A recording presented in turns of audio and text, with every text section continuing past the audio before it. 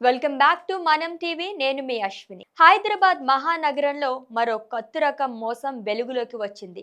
ఆస్తులు తనఖా పెట్టించి బ్యాంక్ రుణాలు ఇప్పిస్తామంటూ నమ్మించి ప్రజలు మోసం చేస్తున్న ముగ్గురు వ్యక్తులను పోలీసులు అరెస్ట్ చేశారు.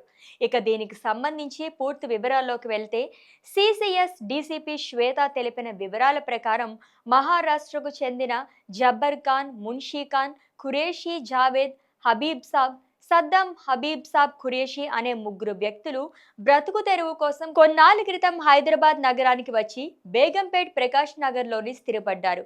వివిధ రకాల పనులు చేస్తూ జీవనం సాగిస్తున్నారు.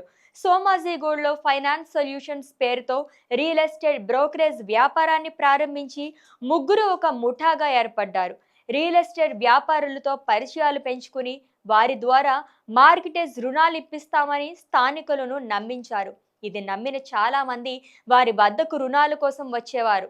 అలా వచ్చిన వారి నుంచి స్థలం పత్రాలు, ఇతర ఐడి ప్రూఫ్లు తీసుకునేవారు. తరువాత వారి సిబిల్ స్కోర్ సరిగా లేదని, రుణం కావాలంటే ఇంటిని లేదా స్థలాన్ని తన అనుచరులపై రిజిస్టర్ చేస్తే వారికి కేవైసీ ద్వారా రుణం తీసుకోవచ్చని నమ్మించేవారు. ఆ తర్వాత కస్టమర్ల బ్యాంకు ఖాతాలో డబ్బు జమ అయిన వెంటనే చెక్కుల ద్వారా ఆ డబ్బును కాజేసినట్లు డీసీపీ శ్వేత వెల్లడించారు. ఇలా పరువుల్ని మోసం చేస్తున్నట్లు వెల్లడించారు.